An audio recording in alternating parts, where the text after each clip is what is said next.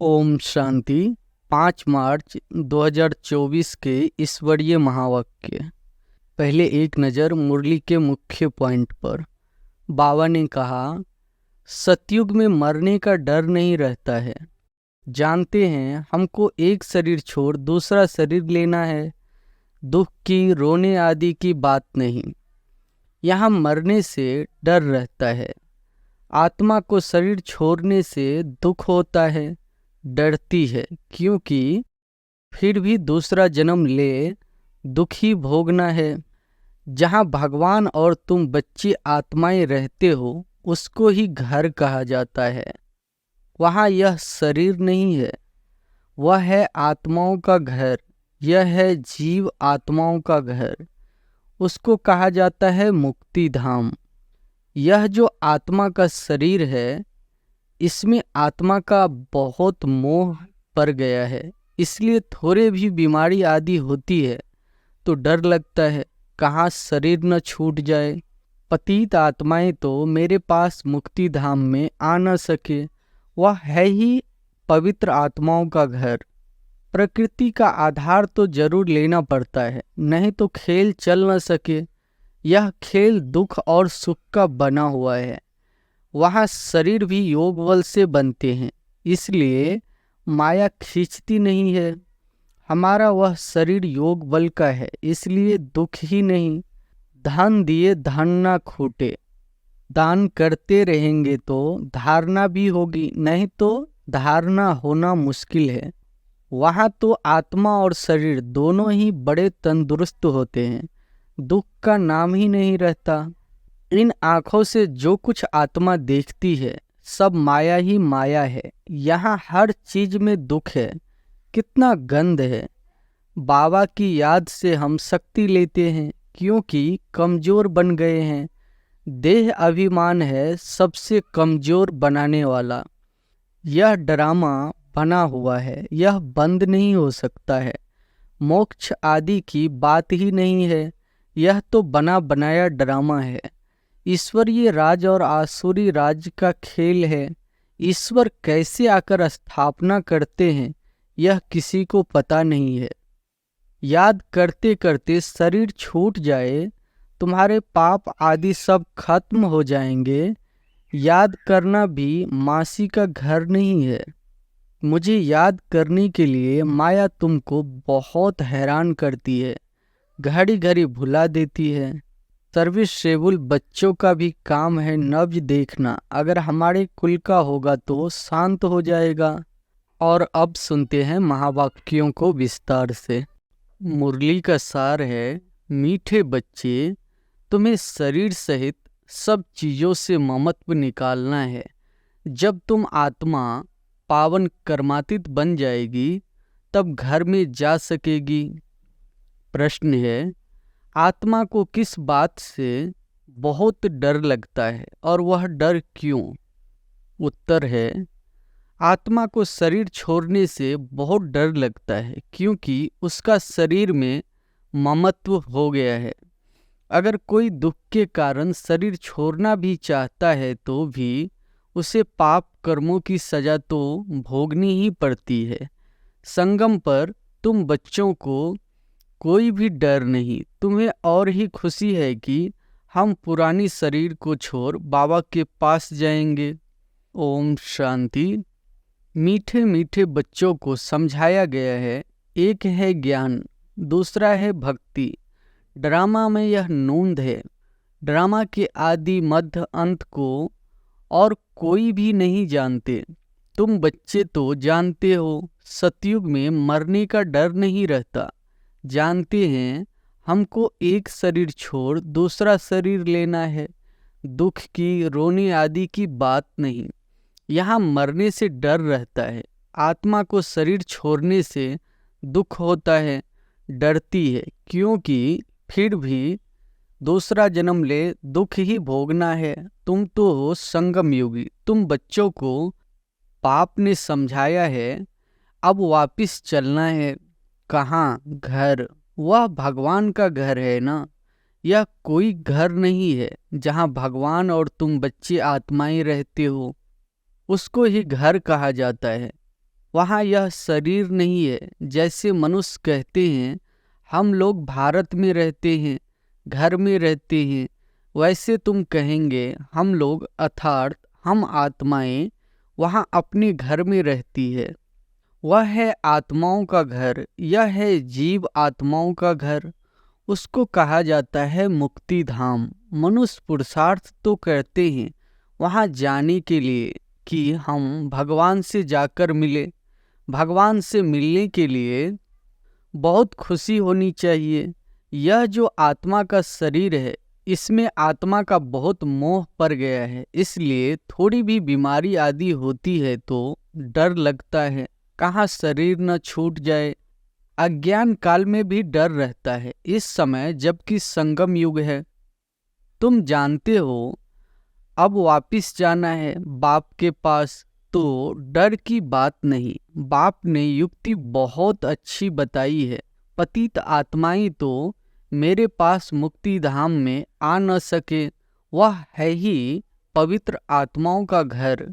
यह है मनुष्यों का घर। यह शरीर बनते हैं 5 तत्वों से, तो 5 तत्व यहाँ रहने के लिए खींचते हैं। आकाश, जल, वायु।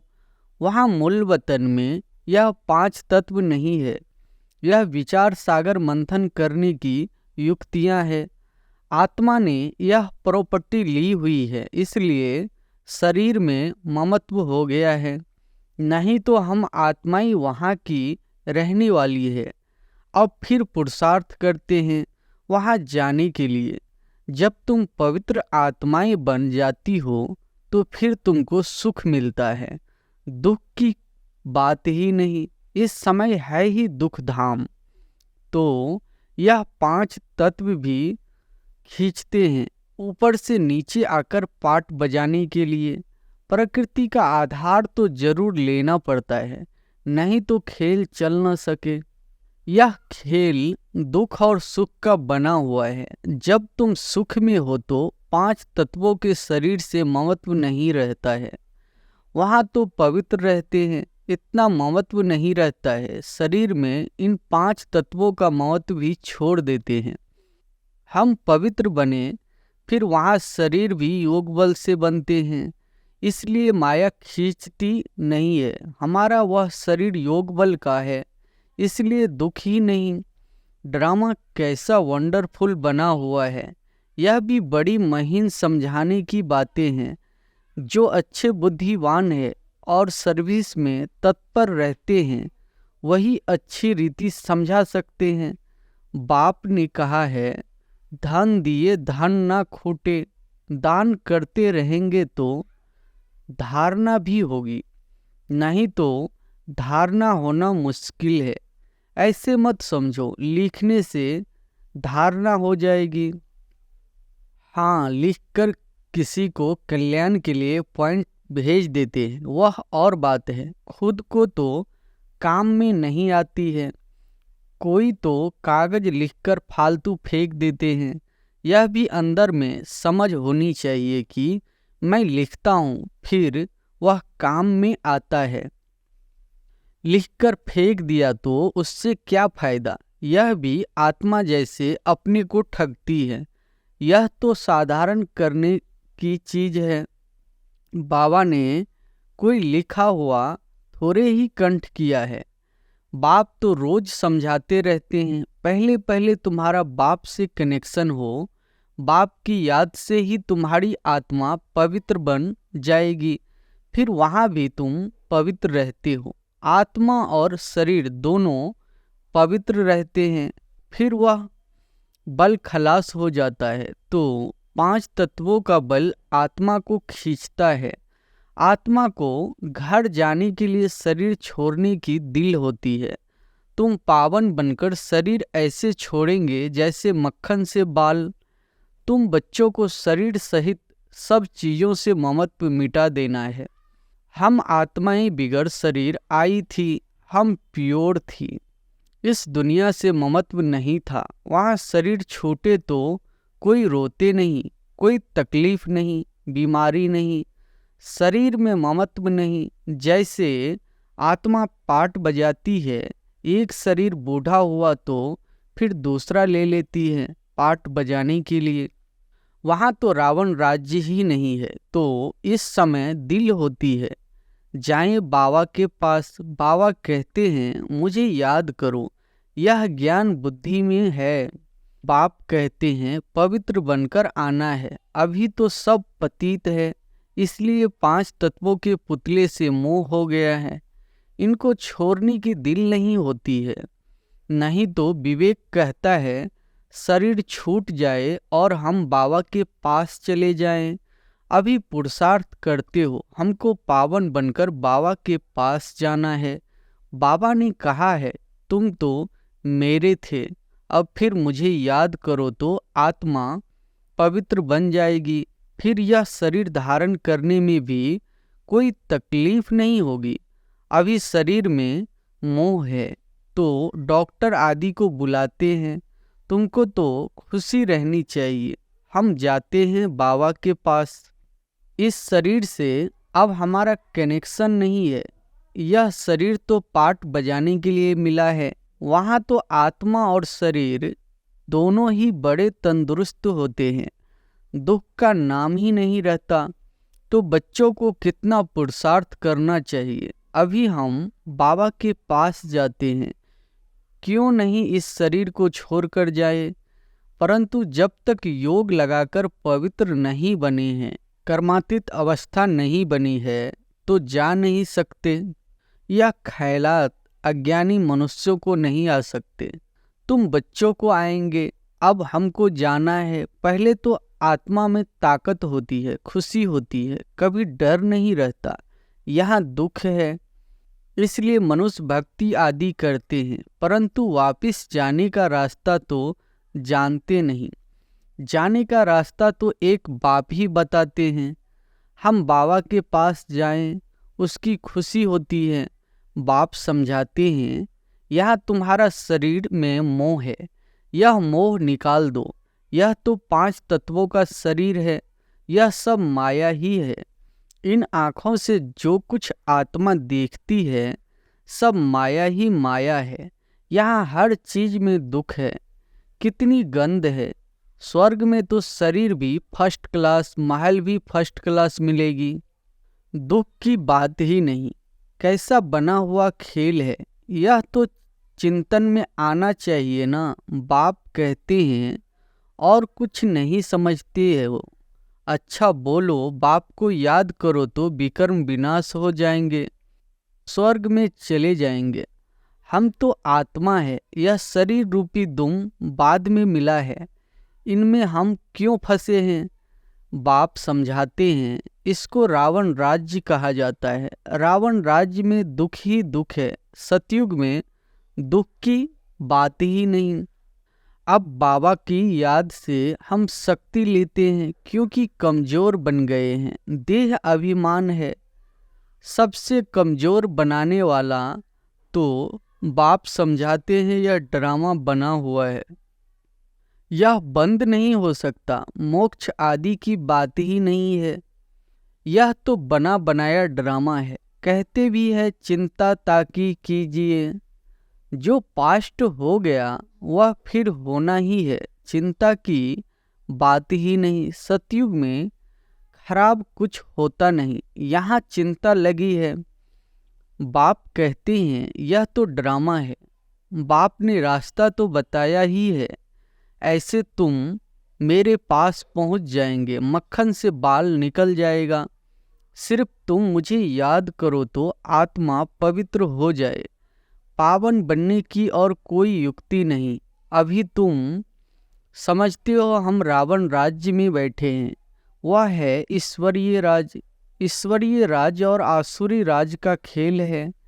ईश्वर कैसे आकर स्थापन करते हैं यह किसी को पता नहीं है। बाप को ही ज्ञान का सागर कहा जाता है, वही आकर सब समझाते हैं। अभी तुम सारा ज्ञान समझ रहे हो, फिर यह सारा ज्ञान भूल जाएगा। जिस पढ़ाई से हम यह पद पाते हैं यह सब भूल जाता है। स्वर्ग में गए और यह नॉलेज गुम हो जाती है। भगवान ने डबल सिरताज कैसे बनाया वह कुछ भी नहीं जानते। यह भी नहीं जानता था तो दूसरे शास्त्र आदि पढ़ने वाले क्या जाने, उनको टच भी नहीं होगा। तुम आकर सुनाते हो तो तुमको झट टच होता है सारा गुप्त। बाप सुनाते हैं, देखने में आता है क्या, समझ में आता है। आत्मा को देखा है क्या, समझते हैं आत्मा है। दिव्य दृष्टि से देखा जा सकता है। बाबा कहते हैं, देखने से क्या समझेंगे, आत्मा तो छोटी बिंदी है। आत्मा ही अनेक है।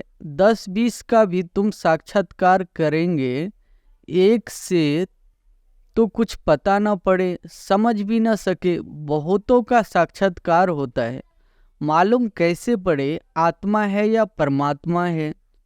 फर्क का मालूम नहीं पड़ता। बैठे बैठे छोटी छोटी आत्माएं देखने में आती है, या थोड़े ही पता पड़ता है कि आत्मा है व परमात्मा है। अभी तुम जानते हो इतनी छोटी आत्मा में ताकत कितनी है। आत्मा तो मालिक है, एक शरीर छोड़ दूसरे में प्रवेश करती है पाठ बजाने के लिए। कितनी कुदरत है। शरीर बीमार हो पड़ता है या कोई देवाला आदि निकालते हैं तो समझते हैं इसमें तो शरीर ही छोड़ दे, आत्मा निकल जाएगी, दुख से छूट जाएगी। परंतु पापों का बोझा जो सिर पर है वह कैसे छूटे। तुम पुरुषार्थ ही करते हो कि याद से पाप विनाश हो जाए। रावण के कारण बहुत पाप हुआ है, जिससे छूटने का रास्ता बाप बतलाते हैं। सिर्फ कहते हैं मुझे याद करते रहो, याद करते करते शरीर छूट जाए, तुम्हारे पाप आदि सब खत्म हो जाएंगे। याद करना भी मासी का घर नहीं है। मुझे याद करने के लिए माया तुमको बहुत हैरान करती है, घड़ी घड़ी भुला देती है। बाबा अनुभव भी सुनाते हैं, मैं बहुत कोशिश करता हूँ परंतु फिर भी माया अटक डालती है भी दोनों का साथ इकट्ठा होती भी है। घड़ी घड़ी भूल जाता हूँ, बड़ा कठिन है। घड़ी घड़ी यह याद पड़ा, फलाना याद पड़ा। तुम तो बहुत अच्छा पुरुषार्थ करते हो। कोई तो गपोड़े भी मारते हैं, 10-15 दिन चार्ट लिख कर छोड़ देते हैं। इसमें बहुत खबरदारी रखनी पड़ती है। समझते तो है जब प्योर हो जाए, कर्मातीत अवस्था को पहुँचे, तब विन करें। यह ईश्वरीय लॉटरी है ना। बाबा को याद करना यह है याद की डोरी। बुद्धि से समझने की बात है। भल कहते हैं हम बाबा को याद करते हैं, परंतु बाबा कहता है याद करना आता ही नहीं है। पद में भी फर्क तो पड़ता है ना। कैसे रजाई स्थापन हुई है, तुमने अनेक बार रजाई की है फिर गवाई है। बाबा हर 5000 वर्ष बाद पढ़ाते हैं। फिर रावण राज्य में तुम वाम मार्ग में चले जाते हो। जो देवता थे वही फिर वाम मार्ग में गिरते हैं। तो बाप बहुत गुह्य बातें समझाते हैं। बाप को याद करने की है तो बहुत सहज, शरीर छोड़ बाप के पास चले जाएं। मुझे जाने तब योग बल से विकर्म विनाश हो, वह तो पिछाड़ी में ही हो सकता है, परंतु वापिस तो कोई आता नहीं। भल कोई कुछ भी करे, यथार्थ योग तो मैं ही आकर सिखलाता हूँ। फिर आधा कल्प योग बल चलता है, वहाँ तो अथाह सुख भोगते हो। भक्ति मार्ग में मनुष्य क्या क्या करते रहते हैं। पाप जब आकर ज्ञान देते हैं तो फिर भक्ति होती नहीं। ज्ञान से दिन हो गया, फिर कोई भी तकलीफ नहीं। भक्ति है रात धक्का खाने की, वहाँ तो दुख की बात नहीं। यह सब बातें जो यहाँ का सैपलिंग होगा उनकी बुद्धि में बैठेगी। यह बड़ी महीन बातें हैं, वंडरफुल ज्ञान है जो सिवाय बाप के और कोई समझा न सके। बहुत थोड़े समझने वाले होते हैं। ड्रामा में नोंद है, उसमें कुछ भी फर्क नहीं पड़ सकता। मनुष्य तो समझते हैं परमात्मा क्या नहीं कर सकता, परंतु भगवान तो आते ही एक बार है, आकर तुम्हें स्वर्ग का रास्ता बताते हैं। अभी तुम बच्चों की कितनी विशाल बुद्धि हो गई है। यह दोनों ही इकट्ठे हैं। यह ब्रह्मा भी किसी को देखेगा, समझता है शांति का दान देना है। देखने से मालूम पड़ता है कि यह हमारे घराने का है व नहीं है। सर्विसेबल बच्चों का भी काम है नब्ज देखना। अगर हमारे कुल का होगा तो शांत हो जाएगा। अच्छा, मीठे मीठे सिकिलधे बच्चों प्रति माता पिता बाप दादा का याद प्यार और गुड मॉर्निंग। रूहानी बाप की रूहानी बच्चों को नमस्ते। धारणा के लिए मुख्य सार पहली पॉइंट है, पावन बन बाप के साथ घर जाने के लिए इस 5 तत्वों के पुतले से ममत्व नहीं रखना है, शरीर छोड़ने का डर निकाल देना है।